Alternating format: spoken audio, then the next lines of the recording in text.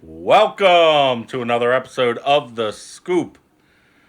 It is my honor, as always, to have my very good friend here, Mr. Tim Lattie. So, Tim, you're always anytime that you hear the word comics in New Orleans, your name comes up in the conversation. You created NightStars, you've worked on Ghostbusters, you've worked on, several IDW uh, properties, Yeah. and the latest that you've gotten your hands into is you have had the honor of doing some work with the Jay and Silent Bob movie. Yeah, well, to jump back, this all started probably before January of this past year. The Jay and Silent Bob, Kevin Smith and them were filming a movie. We found out they were filming a movie down here. And we had done another movie called Superbud. Not Superbud, that's a comic I'm drawing. Supercon. Yeah, Supercon. So we had done something called Supercon, and they messaged a bunch of us because we had been extras in that movie. Again, it was another movie where a convention took place, so they needed artists for it. And I just kind of kept pounding the door, and I'm like, dude, I'm a big Kevin Smith fan. I'm a big fan of these movies, and ended up doing a ton of art for it. Got to be on set a bunch of times. My art's hanging up all over the movie. It took place in the mall where I used to pretend to be like a mall rat as a kid. You know what I mean? Yeah. Like Esplanade Mall, which is insane, which is freaking wild. So yeah, it's been a hell of a journey. It's been a hell of a few months, and we couldn't talk about it until recently because of you have to wait for the movie to come out. Yeah. Yeah, I know that they were recording basically during Mardi Gras time last year. Yeah, It was just shy of it. it was they filmed the whole movie in 1 month. Yeah. So it would have been end of February or early February to March. Yes. Because I'm marching the St. Patrick's Day parade, and I went full stash. I went mustache for the scene in the movie I was in. So it started in February and went to March. And Like a handlebar?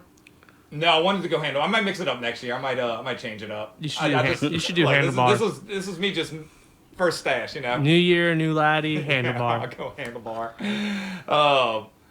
So yeah, man. Funny story.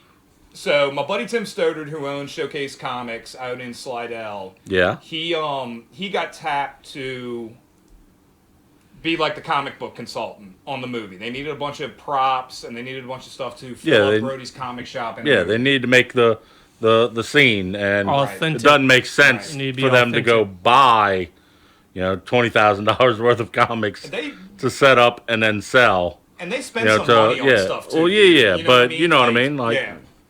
Because that was another thing. You kind of see the haggling that goes on. Like, this dude's got this. There was a guy that had a Captain America costume, and they're like, "How much does he want for it?" And there was a little bit of it was just cool to watch. It was just they have their budget, and they're like, "All right, we'll give you X amount." And the guy, they finally made a deal, and they're like, "Don't fuck up the shield. Don't screw it up." Yeah. Don't throw the shield around. Yeah, don't throw the shield. That would have been cool. So we knew all this was going on. At this point in time, I'm working on Extreme Ghostbusters for the 35th anniversary for IDW. So Ghostbusters just hit 35, and they did a 4-week event where it was regular Ghostbusters, the IDW continuity, real Ghostbusters from the cartoon show, the ATC, Answer the Call, the Girls, and then the Extreme Ghostbusters, which was a cartoon from the 90s. So, dude, I literally finished it that morning. I sent out my last page. And my buddy Tim Stoddard, he's like, dude, come out on set. You know what I mean? Like, come out here. Your art's hanging up all over the place and stuff like that. And yeah, man, got to hang out at Brody's Comic Shop in Esplanade Mall. Yeah. If anybody knows what that is, it was awesome, dude. It was cool. It was insane. It was friggin' again. There were times I remember I went and got a smoothie for lunch, and I'm coming back in, and Jason Mewes is coming from his trailer, walking up. Think about this though. You grow up watching these movies, you grow up kind of like pretending to be the characters. You know what I mean? Yeah, like yeah. everybody wants to be like Their Brody. characters kind of rub off into your personality. When you're a teenager, something's rubbing off on your personality. You know what I mean? Like you're trying to find yourself. You're like the sponge. And if you're big into comics, what else is there at that time period? Think about that. It's like those, maybe the Burton Batman movies. No, but I'm saying like think about who now you can go on YouTube and there's a million people talking about comic books. There's a million people. Almost a realistic movie that has realistic characters that you could relate to, and they don't suck. It's not like they don't suck. Man, I read comic books. Like it's not cool Revenge dudes. of the Nerds type. Right.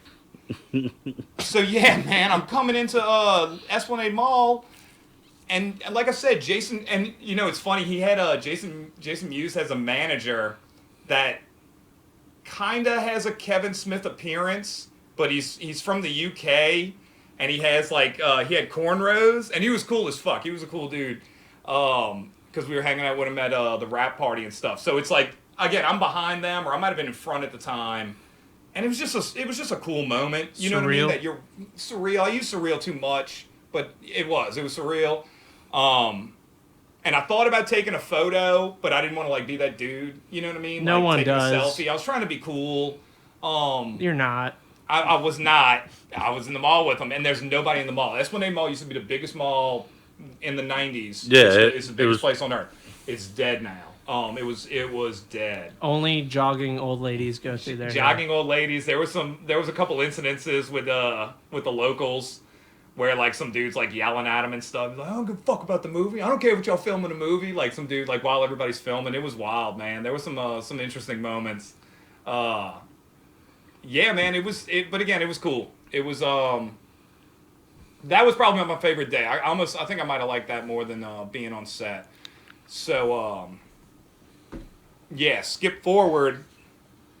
We did a bunch more artwork for the movie, and we were just kind of making up stuff. What would be? So you said that was one of your favorite days. What other impacts did you have on the film? You'd mentioned earlier about the Comic-Con, about when you did Supercon. And you'd mentioned that there was another con scene in this movie. Right. So what they ended up doing was they had. I'm not going to get into the plot. Yeah. There was a Chronicon, so they had a bunch of people in there dressed like Jay and Silent, different versions of Jay and Silent Bob. I actually ran into some people dressed like Ghostbuster Jay and Silent Bob. And I got a photo with them. Which I need to post because the guy was messaging me about it yesterday, and it's it looks like San Diego Comic Con, the logo, but it's Chronicon, and dude, I literally just posted it on Instagram. I ended up with this huge booth with my name on it. I had all kinds of NightStars stuff out there. The artwork, one of the main pieces of artwork I did, I had to cut it. I actually got the real piece at my house. It had to be 8 feet tall. Maybe possibly 9. It was massive, and so we were just kind of background in the film while all that kind of stuff is going on, and you can see me very briefly in the credits. Jay and Silent Bob are having a scene, and you can see me handing out NightStars comics in the background. So I'm very happy to kind of just sneak in it all. Right? Yeah. Again, this is. When you're growing up, there's not... If you're a nerd kid, reading comics, and 90s comics is booming. 90s is arguably the greatest time to be a comic book fan. Just because so much stuff's going on. Comics are making a fortune. It's just big. And that was a huge part of it. Clerks. Making fun of Star Wars. Nobody was doing stuff like that at that time. Nobody was talking about the things they were talking about. Having Stan Lee in a movie as a cameo. Yeah.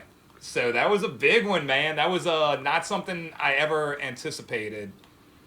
But yeah, it was a big one, dude. And I also want to say this. You never know, and me and my buddy Buck have been talking about this a lot. You never know how people are going to be when you meet them in person. And you could ruin it for somebody if you meet like a basketball player or somebody that you look up to and they're just having they might just be they're having a shitty day. They could be Yeah. having a bad day. They could be sick. You don't know what's going on. I was around Kevin Smith, and of course, like when he's around, you're watching him. Like you're kind of paying attention to what he's doing. Muse as well. Jason Lee. That dude is not saying this. He was genuine with everyone I saw him come into contact with, honestly. It was really, it was very impressive. And we're talking about like long hours on set. That Chronicon, the scene we did for Chronicon was hours. We had to be there easy 10, 12 hours. Yeah, I remember when you'd said like, I think you had to go there for like 8 o'clock at night.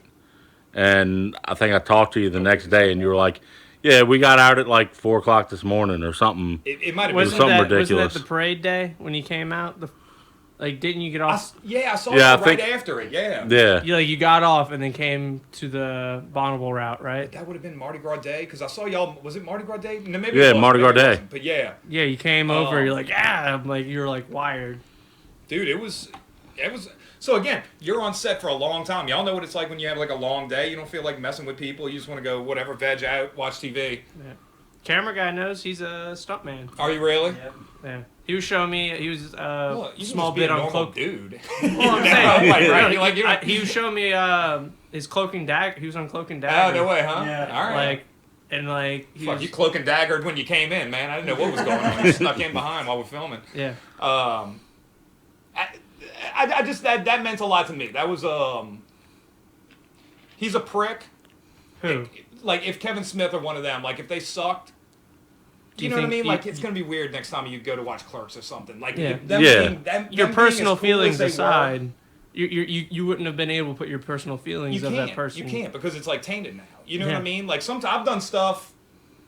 No, this isn't bad, but like I met Sarah Underwood one time and I was goofy. You know what I mean? Like I kind of froze up a little bit. And like every time I see her I kind of think about like, man, I should have been cooler. You know what I mean? Like she was just, Sarah Underwood. But no, man, he was just so cool. And there was another moment where a buddy of ours, Wayne Barris, he had his own table and it had some of the artwork I had done for them, for the M-Hog people. And Kevin Smith must have stopped and he walked around and was like, oh man, he's like, where'd the cool artwork or whatever? And he's like, oh dude, he's like, your boy did it like right around the corner. And so I'm just sitting there kind of watching filming. Again, this is hours and hours and hours. Yeah. So I'm just zoned out. And I'm trying to soak it. That was the other thing. I wanted to soak in as much as I could of this experience. You know what I mean? So I don't want to chit chat with people. I want to pay attention to what's going on. And feel somebody's hand like grab my shoulder. And I think it's Wayne. So I like turn around and sure enough, man, it was Kevin Smith. And just saying, dude, the art's awesome. Thank you for. It was like a blur, to be honest with you. I mean, I don't get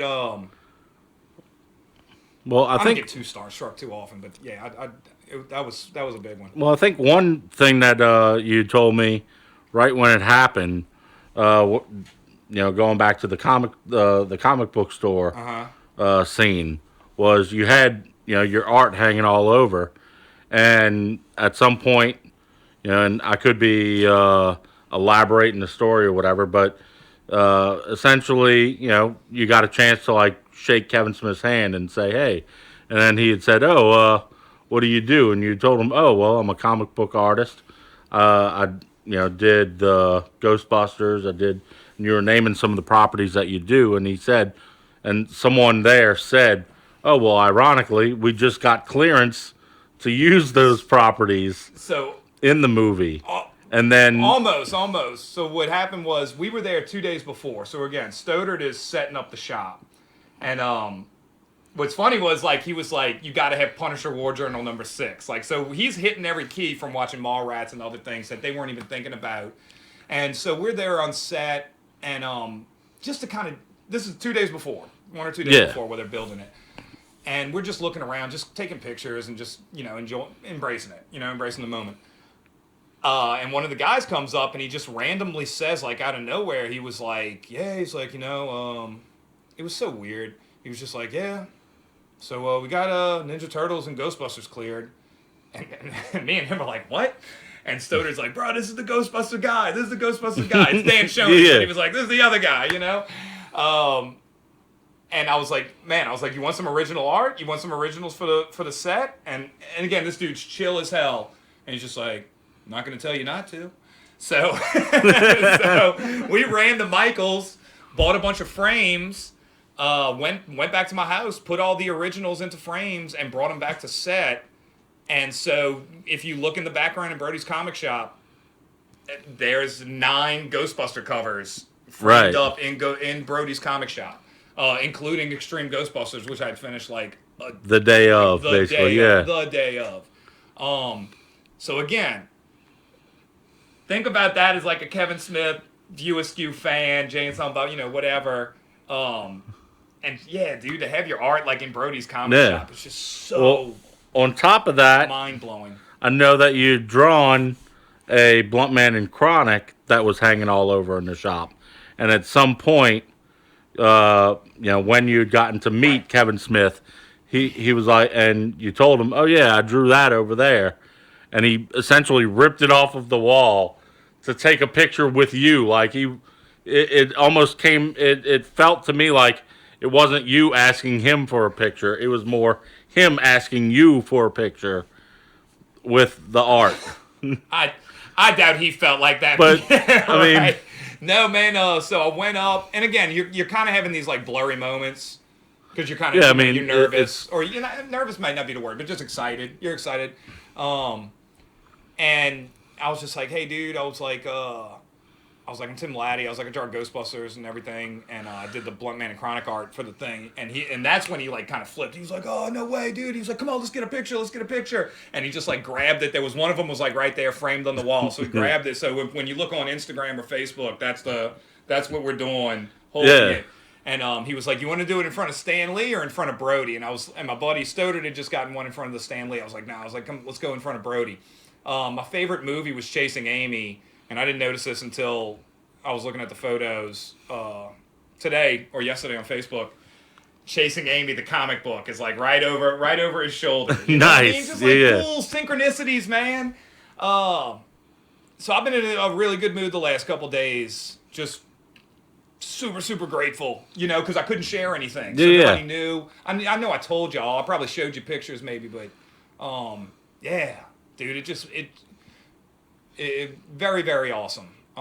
Can't say enough about it. That's up there with experiences so far, for real. Yeah, man. In Brody's comic shop, in Esplanade Mall. So yeah, dude. Well, on top of that, I know that you're still active with the Lattieverse, shall we say? You're still drawing tons of comics. We're working on some new Ghostbusters right now. I'm not going to say what's going on with it. I can't. But there is a new series that's about to be coming out. It's going to be 4 issues. So I'm doing covers for that right now. It's going to be good because I got to read the synopsis of what they're doing. And those 2 guys are just unbelievable. That whole little crew is just unbelievable. Dan, Eric, and Lewis. I say this every time I get on any kind of show, whatever. I'm lucky to be doing anything associated with what those guys are doing with that comic book. Not many people in comics work on a book for years and years and years. Not many of them are as competent and just iconic as that the 3 of them. So yeah, this is gonna be a good. You'll really like it. I promise you. I promise you. And you'll know when it comes out. You'll be like, okay, like all right. And then we're still working on NightStars. I guess I'll say this. We're probably changing it to Time Kids. So it's not going to be NightStars anymore. It's going to be Time Kids, which is something that's been tossed around for a while now. Somebody said it to me as a joke. And Stoddard said he came up with it too. Like, I don't know. The name was out there. I like it. It's Teenage Mutant Ninja Turtles. Yeah. Okay, do you really need a breakdown of what's going on here? Okay, right. Got it. It's in the title. So NightStars doesn't really tell you what it is, but Time Kids kind of does.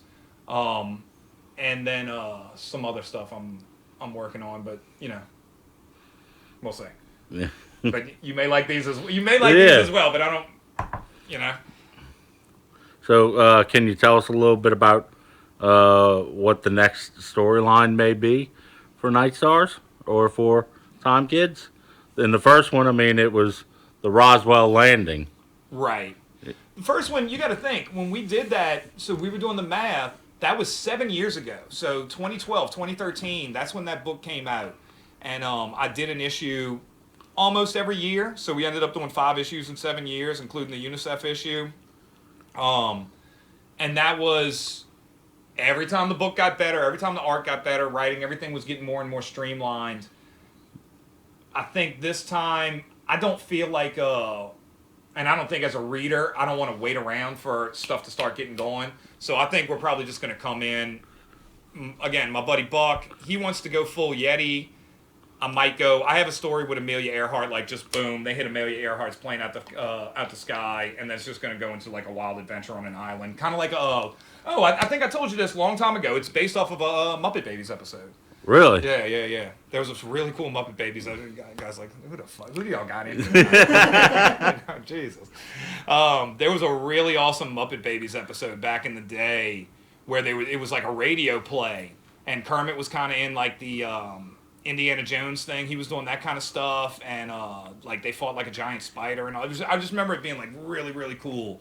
So it's kind of based off of that. So it'll be based off of Muppet Babies episode and Amelia Earhart. Awesome. And I'm anxious to get out to it. So we're talking about where we're going to go with it this week. We're talking about that a lot right now. There's a lot of stuff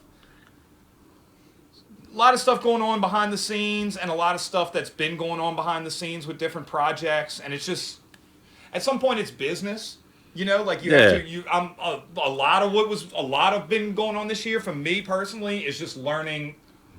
I can draw. You know what I mean? I've been able to draw. Yeah, for 30, you've proved 30 that. fucking years. You know, I'm learning the business aspect of everything right now a lot more, and it's been like a crash course dealing with a lot of these companies and stuff like that. And it's been good. It's been very good. But yeah, that's going to be the next phase of it. I'm going to try to spread out a little bit more. You'll see. I mean, yeah. Could I be more ambiguous? But with how busy you are, do you ever have time to read anyone else's comics? No, man. I read a lot of old books. So when I go to my buddy Tim Stoddard's shop, I'm always like, dude, you got like Superboy issues? You got like, I want like 90s garbage. Mm-hmm. And I'm like, how much you want for it? And he's like, dude, like, they're garbage. You know, they're trash books. But I'm obsessed with that. Tom Grummett, I'll read. I want every Tom Grummett I can get my hands on. Every Jack Kirby book I can get my hands on. There's a few guys out there that I'm just obsessed with reading their stuff and how they did it. Carl Kessel. It's just unbelievable. I was again telling my friend the other day there was a book where Tom Grummett mimicked Jack Kirby. He did it on purpose. It's Superboy 68. It's Day of Judgment. And I have flipped through, in the last 2 weeks, I have flipped through that book every single day. I'm flipping through the same issue every day, I swear. Why is that? It's like this, it's like your two of your favorite artists growing up. Tom Grummett, arguably biggest influence on me artistically. 2 of your favorite artists, and then Kirby was just this other thing. You don't realize Kirby is something, it's like an IPA or like wine, you know? When you're a comic fan, if you're a generic comic fan, you can go in and somebody draws something cool and you're like, oh yeah, man, it rocks, whatever. Kirby is something that you have to like earn. You know what I mean? Like if you gave like a teenager like an IPA or like a craft beer, they don't know what they're drinking. You know, and I don't know what I'm drinking. Like, I don't know what I'm right. You can't appreciate it. Kirby is something you have to earn, man. And when you get there, it's just like, this is just unbelievable. And so to have like one of your favorite artists doing an homage to another one in an awesome series like Superboy, there's 3 scenes in particular that just like rock my world, dude. And I just keep like staring at them, and it's like one is like the demon, and he's got his cape around him. It's a really quick scene. There's another scene where it's like I think it's Kwok, K-W-O-K. It's like Superboy punches the demon, and the demon's like flying off.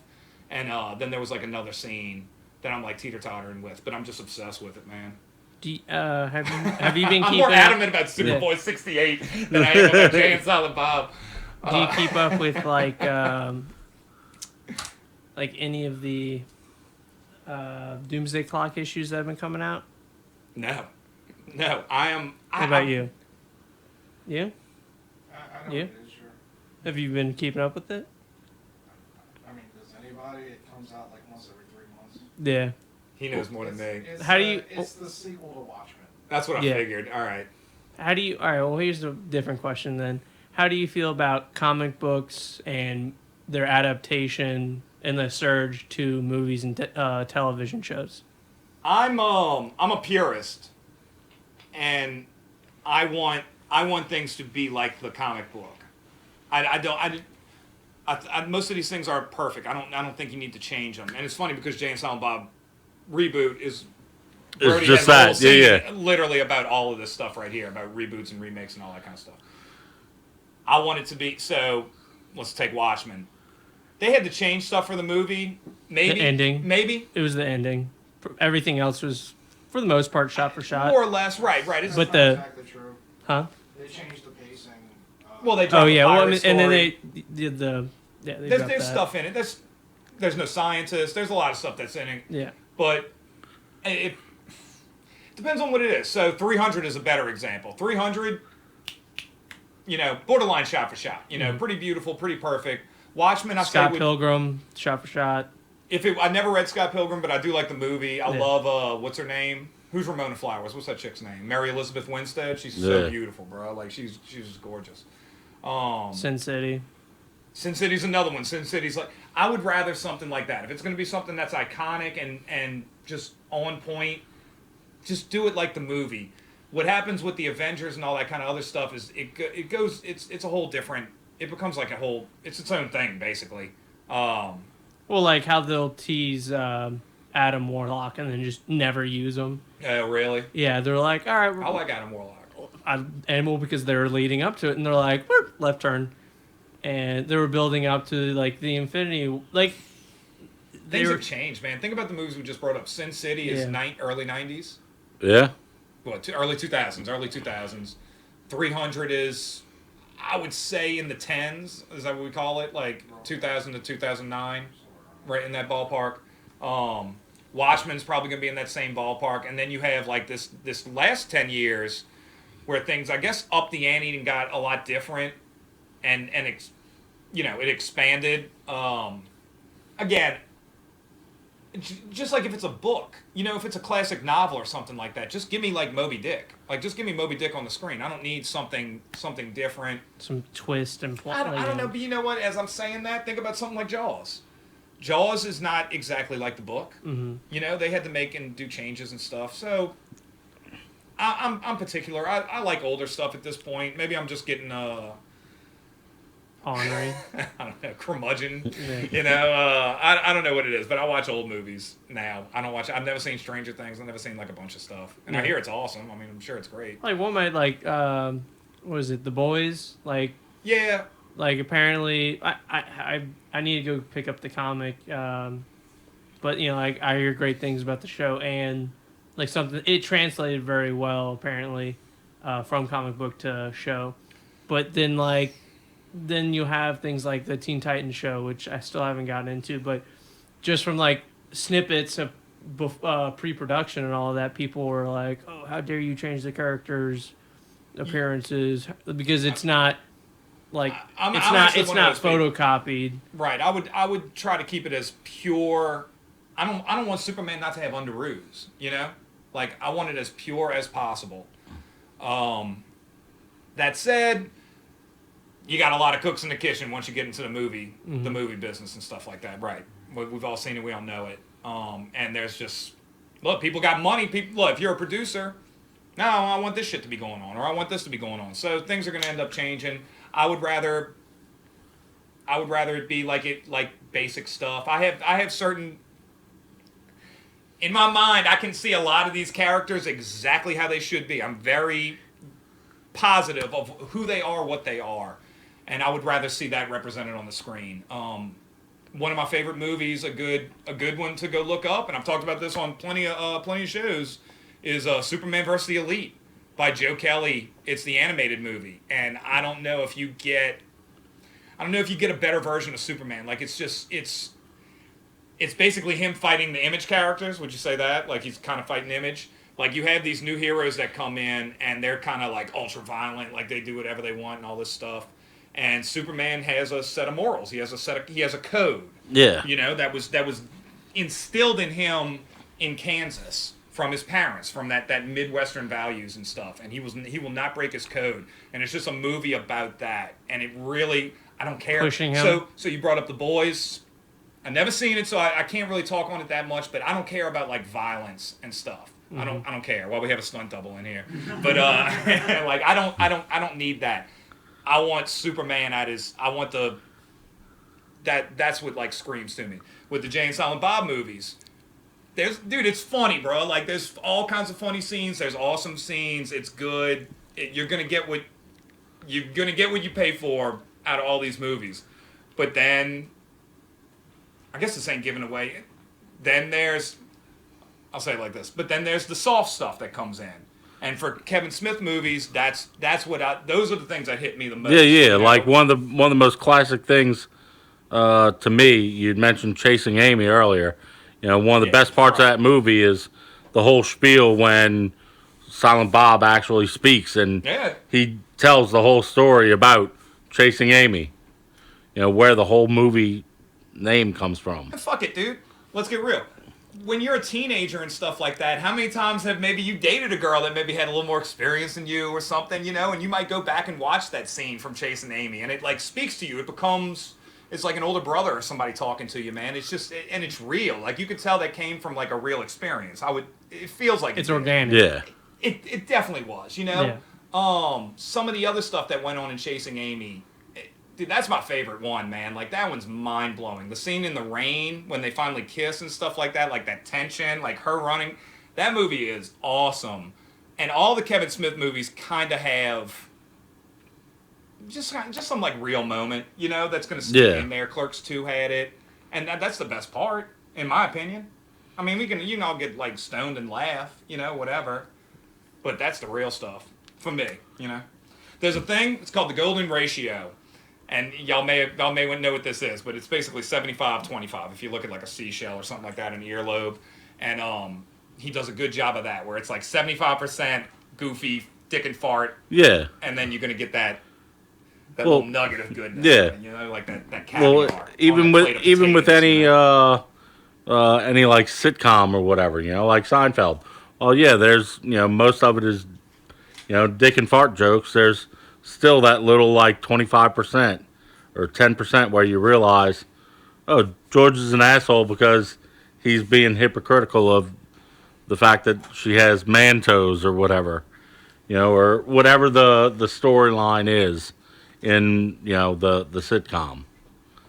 If you go back, just to keep it on the Kevin Smith stuff, so if you go back and look at some, like Clerks, what is the overall kind of like, what would be the theme? What would be the message, you know? The overall message is that... Or what did you take from it as Pickle, you know? The biggest thing that I gained out of it was, in the long run, he's going through all that stuff trying to meet with his ex-girlfriend, and meanwhile, he had a good woman there waiting for him the whole time. You know, and... sometimes you gotta let... Yeah. You're not, like, correlating Salsa Shark to your life, you know? Right, yeah. Or, like, you know, whatever. It's going to be those moments. It's going to be that scene in the movie, you know? Like, there's a lot of hot chicks in the world, but not all of them bring you lasagna at work and help you change your right, yeah. Like, that's the moment. That's the movie, bro. That's the message. Like, that's the 25%. That's the Well, it's ratio. for people that can't... You have, like, hidden symbols and things like that in the movie. You do. And I feel like he says things like that, or he makes it clear for people just in case, like, just to make sure that you got the message. I'm gonna put it out there for you and explain it. And the beauty not of it, not in an insulting way. Like, he's not treating the audience like you're stupid. I have to explain the plot to you in a way you'll understand it, but almost in a poetic way, where you take it and you remember it as what it is. This is a new thought that I'm just having as you're saying that. Every time Silent Bob not every time, but usually when he breaks his silence, it's almost like Kevin Smith coming into the movie and telling you like what you just said. You know, It's he's almost kinda like saying- in some of those movies where and then the character steps out in front of the film and like, oh, like this is what's going on, and explaining the movie. And they're Right. like, all right, let's get back to the movie. and it's for everybody, and that's kind of stuff. Me personally, I took a lot of that stuff with me through life, hands down, bruh. Even Stan Lee's stuff in Mallrats. I couldn't even tell you how many times I would watch that scene and then like think about my high school girlfriend or something. Yeah. You know? Constantly, dude. Talking about you, Tiffany. And but it happened all the time. And yeah, man, those are, for me. That's just, I think that's not. It's not every movie. What was Dogma? He just kind of goes no ticket, which is awesome. That's an awesome scene from Indiana Jones. It's a great scene. Yeah, Chasing Amy's probably the one. Chasing Amy's. And you said Chasing Amy is like applicable to people. It was to me. Well, so I was 16, and my friend Zach invited me over to his house. His girlfriend of like 3 years just broke up with him, and she came out to be with another girl. Finger cuffs, all right. And he was like, "Man, you gotta sit down and watch this movie." It was my first time watching Chasing Amy. I'd seen Clerks, but I'd never watched Chasing Amy. And he made me watch the entire movie. He was like, "This is what's going on in my life." Right. Instead of telling me what was going on with him and Corey, he made me watch this movie. And he's like, "This is what just happened in my life. I wasn't telling anyone." And I'm like, "Oh, cool." So awesome, right? One of the things that Kevin Smith kept saying, he would say a couple times, is like, "We made art," you know, like he said that too. Yeah. He signed my one of the posters to me. He was like, "I love your art," but like then gave me a hug. He was like, "Dude, thanks for making." I didn't do nothing for that movie, you know what I mean? But it was just him being real. But that's real art, you know what I mean? That movie is 1993. What is it? When does Clerks come out? Early 93. I think Chasing that's Amy right. is definitely not past 1998, 97, 98. I think it's 95 or 96. It's that early, 95, 96. And we're talking about that now? You know, like we're still talking about those moments and how impactful they Yeah, are. almost 30 years later, And and we're we're talking about fucking Infinity War and, Ni- and 90 talking about 97. 30 years. You know, 97, 97. bruh. 97. Like, are you gonna be talking about like other stuff like that? You know, Encino Man. Like, when like nothing changed my life. I know Encino Man. Encino Man's awesome. But, my bad. Yeah, bruh. So, yeah, big fan. Big impact on my life, and I'm not even realizing a lot of it until we're having this combo now and verbalizing it. Yeah, dude, Kevin Smith, and so what? Another thing I noticed is that with Clerks 2, we went and saw with my friends that I grew up with, and we were big same people we're pretending to be Mallrats with in Esplanade Mall, and yeah, it was just kind of like they're like 10 years ahead of us. So you're growing with these characters now, and that was the other thing that I got from Reboot. And again, there's a very specific scene, and it's very Chasing Amy oriented. That's all I'm gonna say about it. But yeah, that was the one for me. I was just like, fucking right, man. You know, like. Did you cry? No, I didn't cry. Did you choke up at all? Was it emotional? Nah, dude. Nah, I'm a 38-year-old man, bro. Like I ain't crying for shit. Right, but maybe a little tear. Come on, bro. No, dude, but it was just a cool moment. It was definitely my favorite moment of the movie, for sure. Yeah, dude, it's awesome. It's Kevin Smith's the man. Yeah, I mean, when word started coming out about the movie coming out or being recorded down here, I mean, you saw how it almost enveloped a lot of like our genre age group people, you know, to where, you know, like the movie showed up I was just thinking a few about blocks movies, away, man. Yeah, a few dude. blocks away from here, and I drove past it like 3 or 4 times. You know what I mean? Like we went out there one day, and dude, I'm going to Rouse's to get some like milk, and it's cold, and I'm driving by, and there's Jay and Silent Bob in front of movies. I'm just going to the grocery, like I got shit to do, Yeah. and crazy, man. Like what a cool experience, like locally for everybody to have, like just them in your world, you know, like you know, it's like it was like a crossover from all. Yeah. You know, And then like, they were also releasing like videos as they're making. right. the They were film. doing reboot stuff, so hopefully Yeah. we're in one. We filmed one. wink, wink, guys, please. So we filmed one behind the scenes. Yeah. Crazy. Yeah.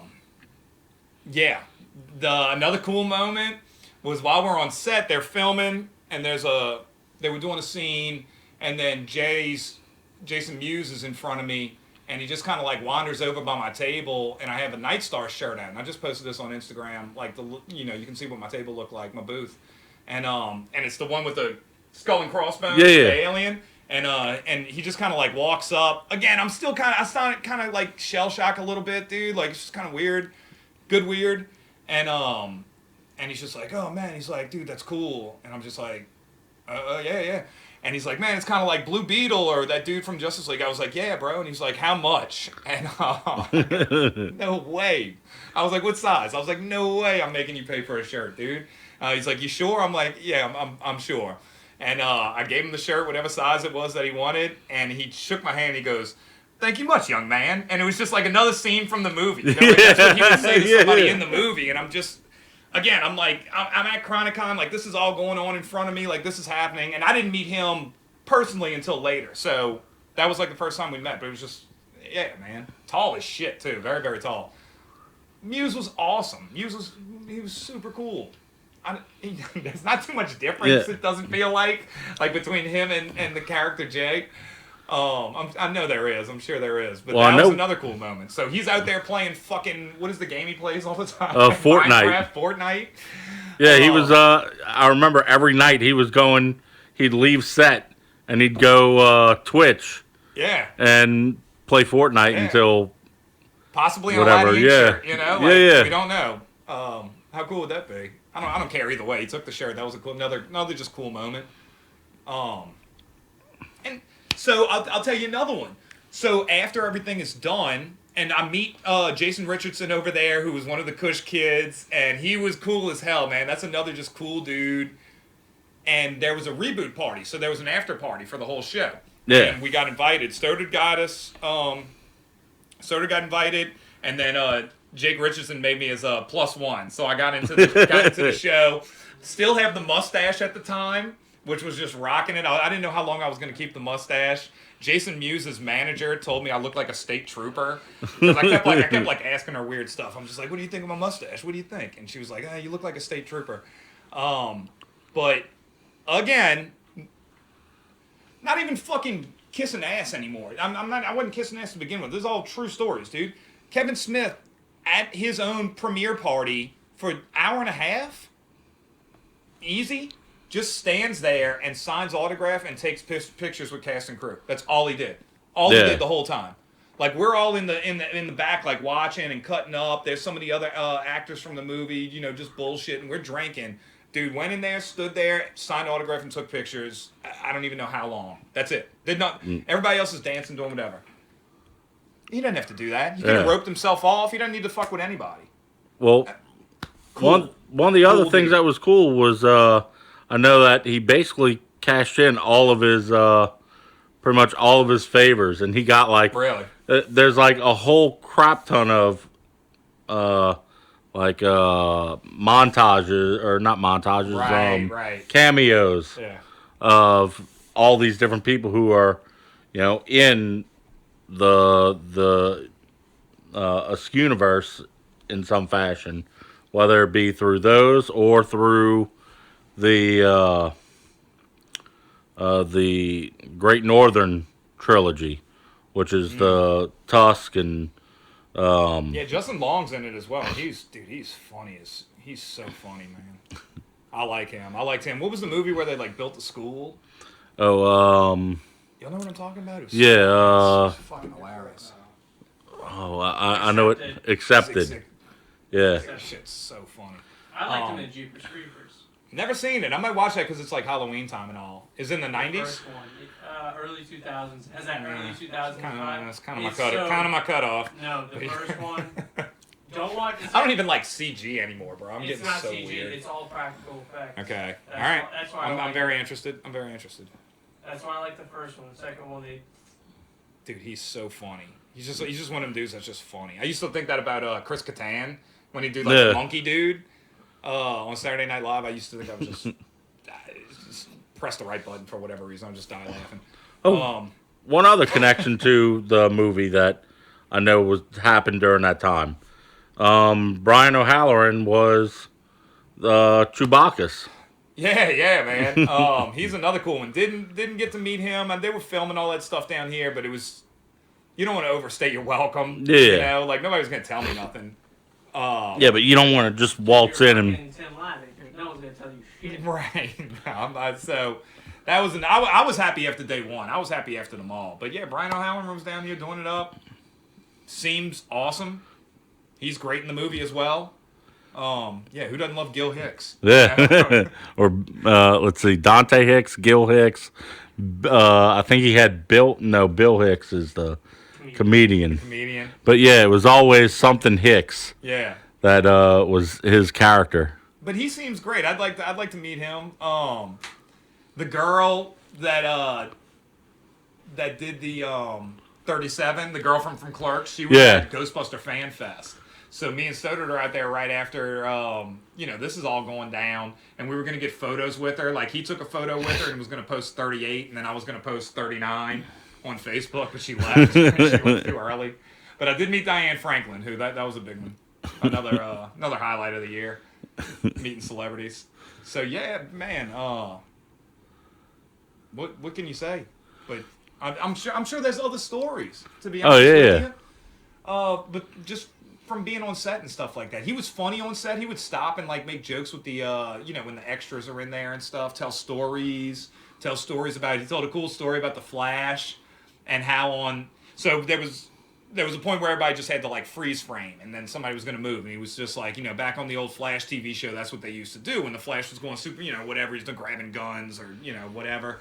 That's what they would do. Everybody would just stand still, and then the guy that played the Flash would do that, and he was like, if it's good enough for the Flash, then it's fucking good enough for us. And it was just cool, funny, keeping everybody light, keeping it how much of that is a heart attack? I don't know. Yeah. I don't know. Seemed cool before, but I'm sure obviously it's got to be a life-changing experience. Yeah, I know that he had said once he had that heart attack that it was definitely a driving force behind him making sure that he proverbially got off his ass and made this movie, And he said that in multiple of his podcasts, between all the podcasts that he has. He said it multiple times.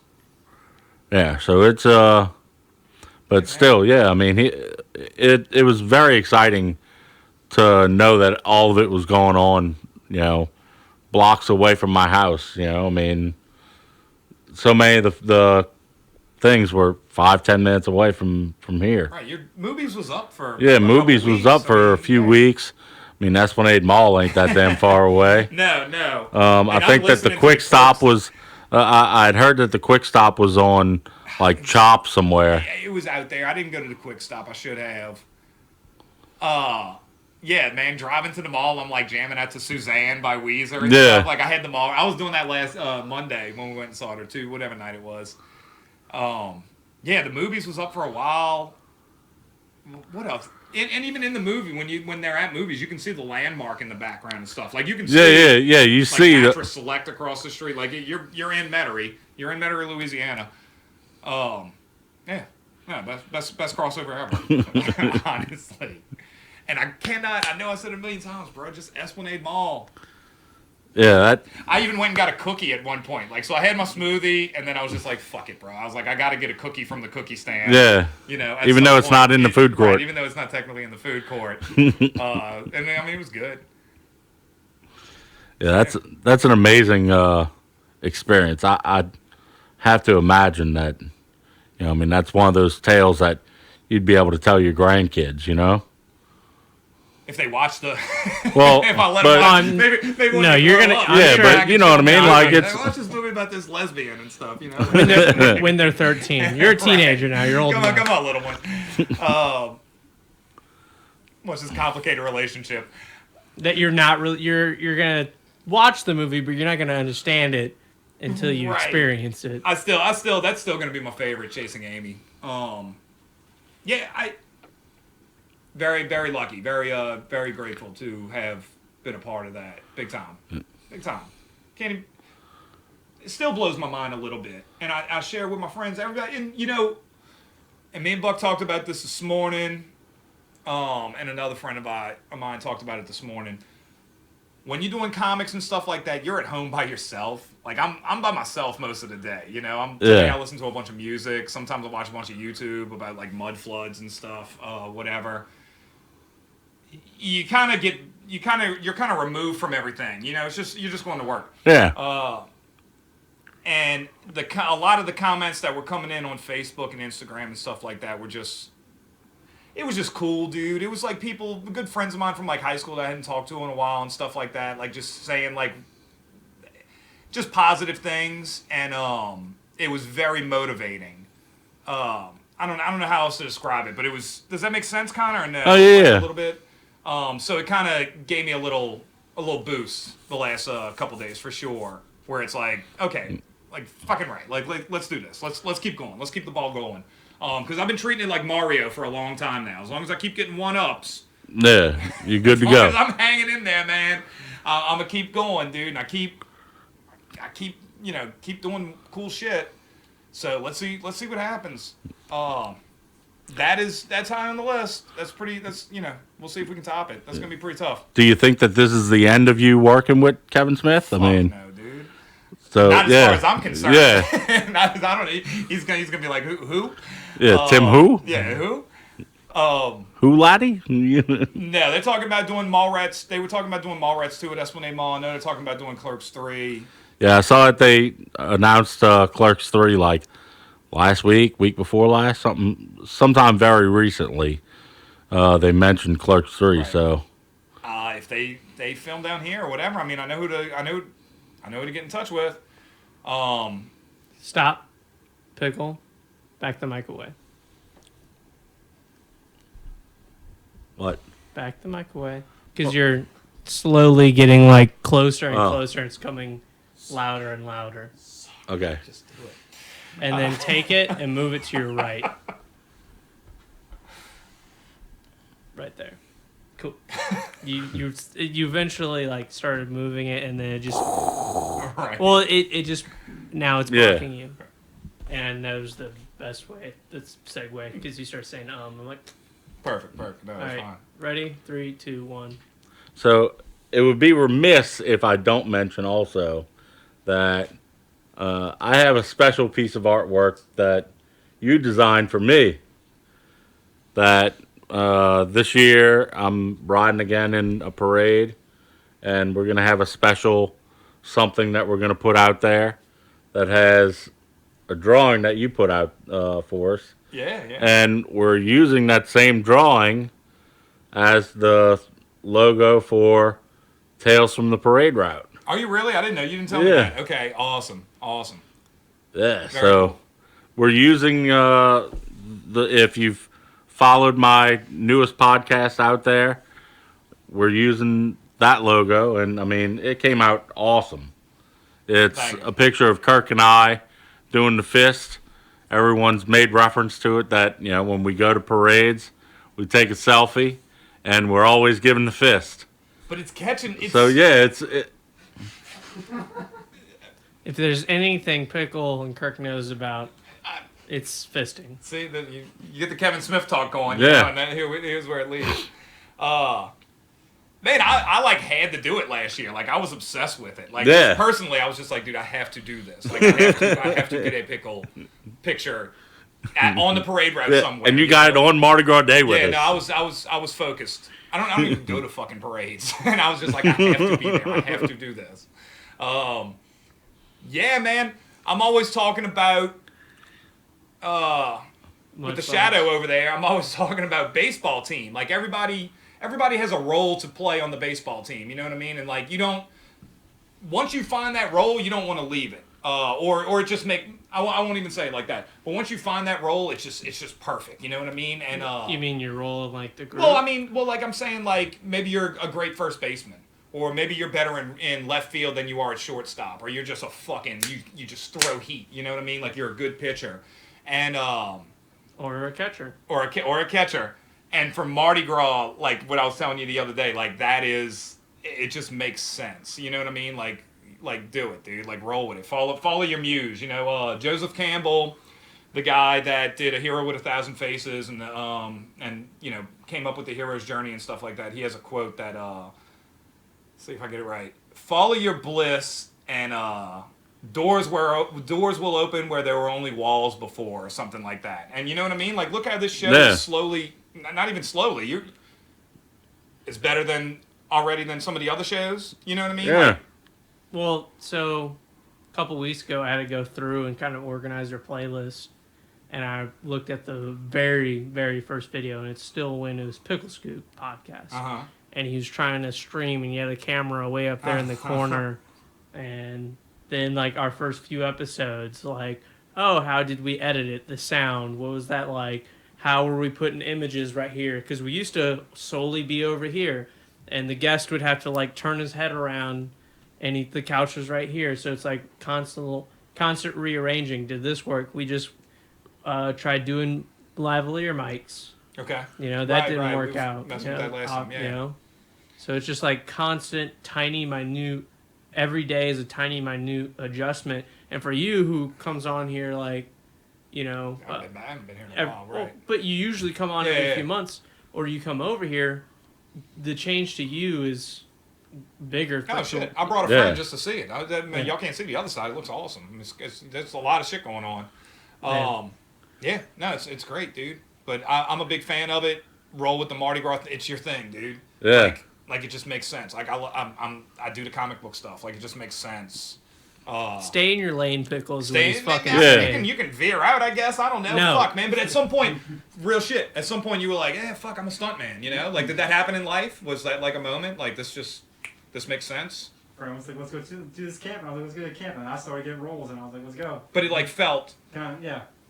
It's felt natural, right? It was the right thing. He showed me his reel last night. Oh, that's an old thing. I think so. Yeah, he showed me his old that's the same conversation we had last night. He showed me his original role that he like first compiled, and then I've seen some of the stuff he's done more recently, and it's like huge comparison, like the quality of what you've done, and it's almost gratifying in a sense. And I'm sure when you go back to like look at some of your drawings from maybe 10 years ago and to now, I'm sure there's a difference, small, minute adjustments to yourself, but to others might see a larger difference. Another thing to throw in, and it's all the same topic. We went out Sunday night, and again, dude, I'm home alone a lot of times. You know what I mean? Like you just Macaulay Culkin. The business. Yeah, dude. You know how funny is that? I totally forgot I was gonna use that line. But again, you're focused. You get caught up in stuff. You get caught up in life, whatever. And then you just have these kind of like glass fillers. You know what I mean? Like it's kind of like the glass starts to empty a little bit, and you're like, oh man, fuck, I don't even want to do this shit no more. And then you just get a bunch of glass fillers. Like you end up on Jay and Silent, you know, meeting Kevin Smith or whatever. And I ran into a beautiful girl I went to grammar school with Sunday night, man. And she was just talking about like me drawing in grammar school, and I was just like, man, I can't even believe you remember all that kind of stuff. And it was just, I don't know, it was just cool. It was just another like motivational thing. So I've been blessed lately to get like a bunch of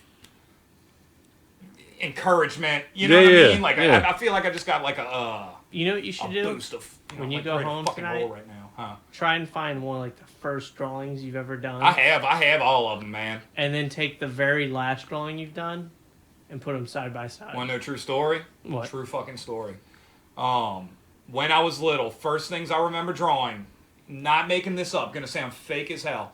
First things I remember drawing, my dad would bring home the old school, we didn't have a computer because this is the early 80s, bring home the computer paper that you would pull, what's it called? Dot matrix paper, Dot matrix. And we would bring it home, and me and my sister would draw on it. And so this is probably like 84, 85, I'm probably 4 or 5 years old. And so I would draw, me and my sister both had proton packs. She's the original female Ghostbuster. We both had proton packs, and I would draw Ghost, and then my mom, or I guess we would get tape, and we'd hang around the house, and then go catch them with our little Kenner proton packs. I would draw Ghost, and the other thing I would draw was sharks, because I was obsessed with Jaws. So I would draw. I'm wearing Jaws shoes right now. So yeah, man. So again, another weird kind of synchronicity, whatever you want to call it. But yeah, first things I'm drawing. I wish I still had some. How cool would that be? If I had something Yeah. from 1985, 86, a Ghostbuster thing. Yeah, a little ghosted. And then I get to do it later in life, Like, Yeah. how crazy is that? I might have some Ninja Turtles. I'm sure I have some Ninja Turtles I could post, like, back to back. I could post something from, like, 5 years ago, and you might not even know who it is. So things, you can jump. You can move up really fast if you put in some work. You'd be amazed. Well, you even see your progression from, like when I first really came into the picture with knowing you, it was right around white picket fences. Oh, wow. Wow.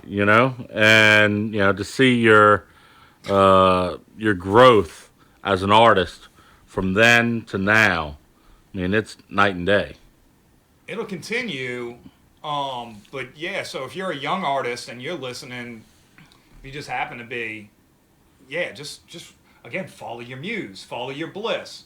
All those things, that's real deal stuff, man. Never stop stopping. No, keep whatever. We can go crumb, keep on trucking, whatever. But it's true, Life's a dude. garden. It Dig it. really is, man. It really is.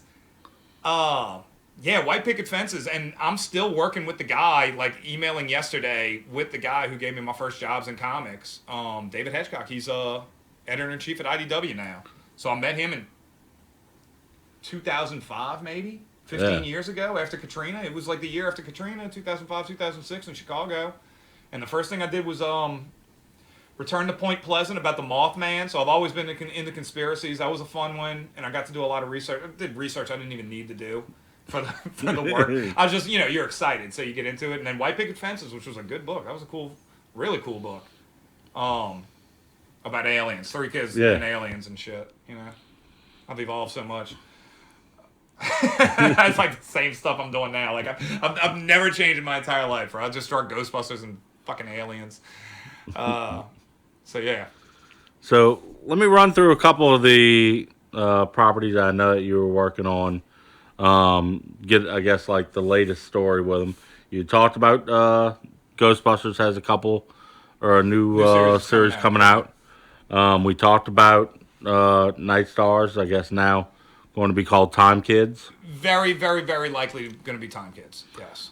Superbud. Superbud is almost done. Literally working on it as we speak. The 3rd issue of Superbud, which I am dragged incredible ass on, and almost done now. I'm on the last pages, like right now, of Superbud, and it's so funny. Very, very funny. Plants vs. Zombies. Plants. I haven't done any new Plants vs. Zombies, but I did get some in the mail the other day. Because you get comps, So anytime something new comes out, so it was like a box set. So I got a box set in the mail with one of the books I did in it. Might do more, we'll see. I wouldn't be against it. I like Plants. That was fun. Turtles. I would love to do more Turtles. We'll see. I would love to do more Turtles. Happy to do that originally. WWE, I know they're not doing their comic anymore. Maybe AEW, I don't know. Yeah. Did a lot of WWE. Yeah, was fun. you did a lot of WWE stuff. Got to fill in for my boy Serge Acuna a lot of times, and tag team. No pun intended. Pun intended. Totally intended. On quite a few issues, man. I have a rack in my office, like a comic book rack, and there's a ton of WWE books, man. So that was a cool one to knock out. G.I. Joe, got to do some G.I. Joe. I was obsessed with G.I. Joe this summer, bro. I was buying so many G.I. Joes. Yeah, I remember we'd go to Wildcat shows and you'd be like, "Yo, come see what I got in my car." G.I. Joe, man. I just got back from the comic store, Over at Magnolia. Yeah. I've been obsessed with it. Again, haven't changed since 1985. And me and Trevor built a boat. So me and Trevor built the bottom half of the USS Flag. You can upgrade it. You can find it online. It's called Making an Ultimate Flag, a USS Flag. And then I pitched it, and they let me draw the USS Flag as a G.I. Joe cover. Like, what the fuck? So Larry Hama, the guy that's behind G.I. Joe, is going to be in town in about a month. And it's going to be supposedly his last show that he's signing at is going to be in St. Tammany on the North Shore.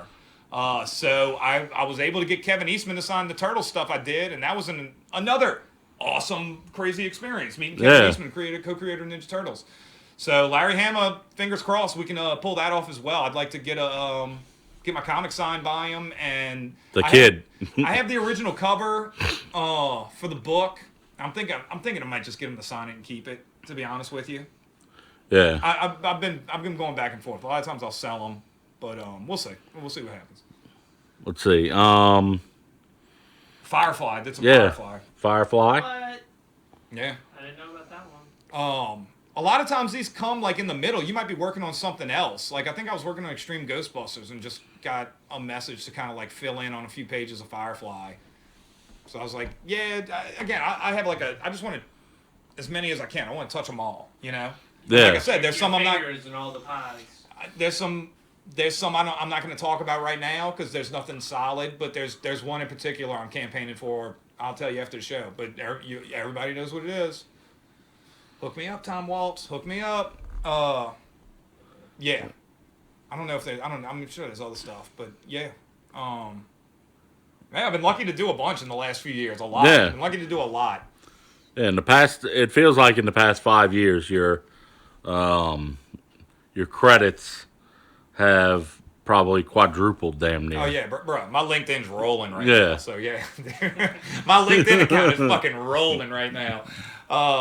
Yeah, dude. Ghostbusters is a big one. That's been just super cool. That's the biggest one I would think out of the bunch at the moment. UNICEF did still do a bunch of stuff for UNICEF every year, and get to work with some unbelievable kids.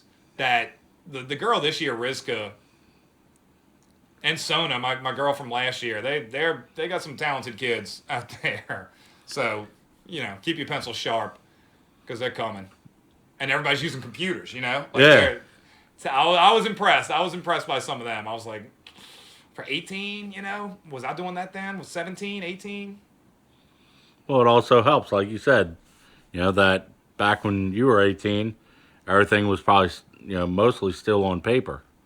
Absolutely. Whereas now, Whereas now you can go to YouTube and learn all these different techniques that you sometimes can only learn in a school. Right. Usually things that people keep close to their chest, or there's like almost their trade secret.